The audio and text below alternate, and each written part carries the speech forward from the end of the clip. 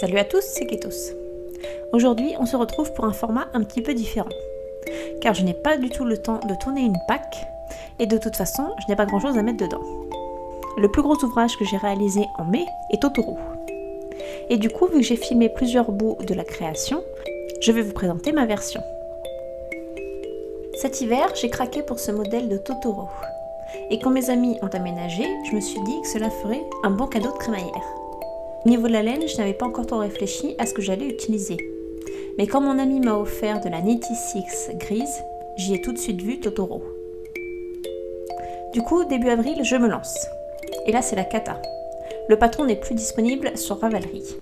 Mais je me rappelle l'avoir ouvert sur mon téléphone et j'espère le retrouver dans les documents téléchargés. Soulagement de voir que oui, car je voulais vraiment faire ce modèle. Je ne saurais trop dire pourquoi je préfère ce modèle à d'autres, mais il a une bonne bouille celui-là. Il s'agit du patron de Lucie Collin, qui se nomme Grey Totoro Amigurumi. Le patron préconise un fil de type DK avec un crochet de 3,5 mm. Moi je vais donc utiliser de la Nitty Six qui est considérée comme de la hareng. Et vu que je crochette Clash, j'ai décidé d'utiliser un crochet 4 mm. Sur le modèle, Totoro fait à peu près 25 cm. Je commence les bras, les oreilles et pour finir la queue.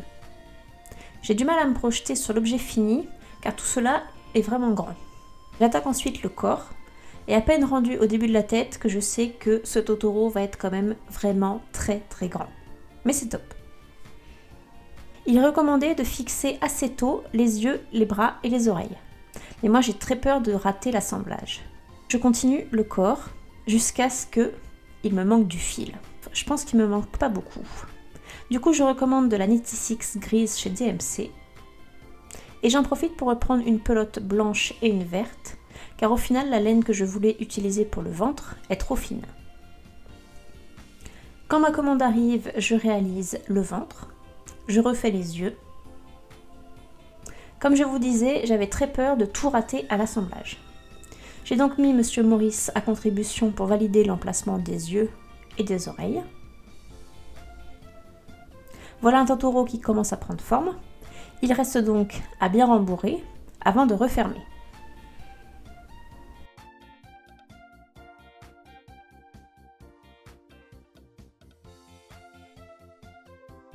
J'ai ensuite cousu la queue de façon à ce que Totoro tienne debout. Il restait à coudre les triangles sur le ventre avant de le fixer au corps. Je suis assez contente de ma couture qui ne se voit quasiment pas. J'ai réutilisé pour cela les astuces de Jacques Rochette. Pour les prochaines étapes, mon téléphone a bugué. Il reste donc à coudre les bras. C'est l'étape où j'ai vraiment le plus galéré pour avoir de la symétrie. Sur le premier bras, je l'ai cousu sans le fermer. Le résultat était un peu moyen. Pour le deuxième, j'ai donc cousu l'ouverture du bras avant de le fixer. Cela était beaucoup mieux. Dernière étape délicate pour ne pas également tout foirer à ce moment-là, la broderie du nez, des moustaches et de la bouche. Sur le modèle, Totoro est inexpressif, et moi j'ai voulu lui rajouter un petit sourire. Bon, entre nous, à la base, c'est pas forcément comme ça que je voulais coudre la bouche, mais le résultat rend bien. Et voilà, un bon gros et grand Totoro qui mesure à peu près 40 cm. Le patron est vraiment très bien expliqué. Il reste les étapes de couture qui, moi, me posent problème. Mais vous aurez beau détailler autant que vous voulez le patron, il y a des choses, quand ça veut pas, ça veut pas.